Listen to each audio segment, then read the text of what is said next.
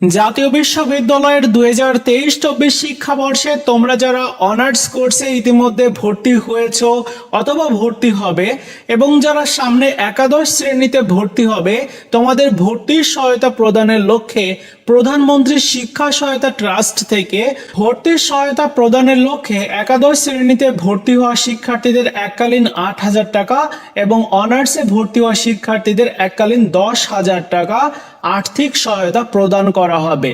এবং এই আর্থিক সহায়তার আবেদন কবে শুরু হবে এইটা নিয়ে আপডেট আসছে। আজকের ভিডিওতে তোমাদের সাথে আপডেটটি শেয়ার করব, তাই সম্পূর্ণ ভিডিওটি দেখবা। আর এই চ্যানেলটিকে যারা সাবস্ক্রাইব করনি এখনই সাবস্ক্রাইব করে নাও। চলো শুরু করা যাক। শুরুতে আলোচনা করতে যাই, তোমাদের অনার্স কোর্সে ইতিমধ্যে যারা ভর্তি হয়েছে বা ভর্তি হবে, তোমাদের এককালীন 10,000 টাকা এই আর্থিক সহায়তার প্রদান করা হবে। এটার আবেদন কবে শুরু হবে? দেখো, আবেদনের বিষয়টি সম্পর্কে জানানো হয়েছে আগামী জুন মাসে তোমাদের এই ভর্তির সহায়তার আবেদনটি শুরু হবে। খুব শীঘ্রই এইটার যে নীতিমালা বা বিজ্ঞপ্তি সেটি প্রকাশ করতে যাচ্ছে প্রধানমন্ত্রী শিক্ষা সহায়তা ট্রাস্ট থেকে। এবং যারা একাদশ শ্রেণীতে ভর্তি হবে তোমাদেরও কিন্তু সেম একই সাথেই ভর্তির এই সহায়তার আবেদনটি শুরু হবে, মানে আগামী জুন মাস থেকে। ভর্তি হওয়ার পরপরই তোমরা এই ভর্তির সহায়তার আবেদনটা করতে পারবে, ঠিক আছে? সো আবেদন করতে হলে তোমার কি কি প্রয়োজন হবে একটু দেখে নাও।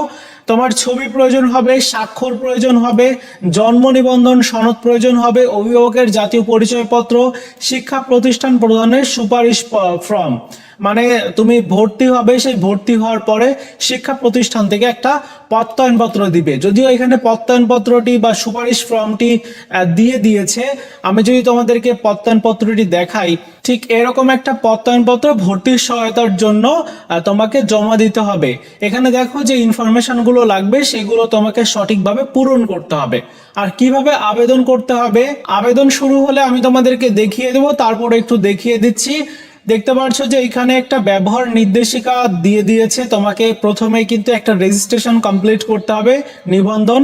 এরপর তোমার একটা ইউজার আইডি পাসওয়ার্ড দেওয়া হবে, সেটি দিয়ে তোমাকে লগ ইন করতে হবে তোমার প্রোফাইলে লগ ইন করার পরে তোমার আবেদন করুন একটা অপশন চলে আসবে, সেখানে ক্লিক করবে। তারপর যে ডকুমেন্টসগুলো, যেমন শিক্ষার্থীর জন্ম, তোমার ছবি আপলোড করতে হবে, স্বাক্ষর আপলোড করতে হবে, জন্ম নিবন্ধন আপলোড করতে হবে, অভিভাবকের জাতীয় পরিচয়পত্র আপলোড করতে হবে।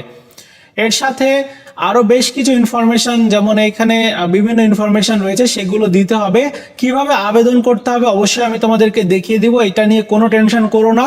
আপাতত তোমরা জেনে রাখো আগামী জুন মাসে তোমাদের এই আর্থিক অনুদান বা তোমাকে বলা চলে যে ভর্তি সহায়তার আবেদন, সেটি কিন্তু শুরু হতে যাচ্ছে।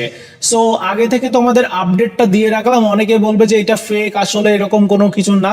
আসলেই তারা এই বিষয় সম্পর্কে কিছু জানে না, কারণ বিগত শিক্ষাবর্ষগুলোতে অনেকেই এই ভর্তির সহায়তা পেয়েছে। সো এই ছিল আজকের মতো ভিডিওটি ভালো লাগলে লাইকস, কমেন্টস এবং বন্ধুদের সাথে অবশ্যই শেয়ার করে দিবে।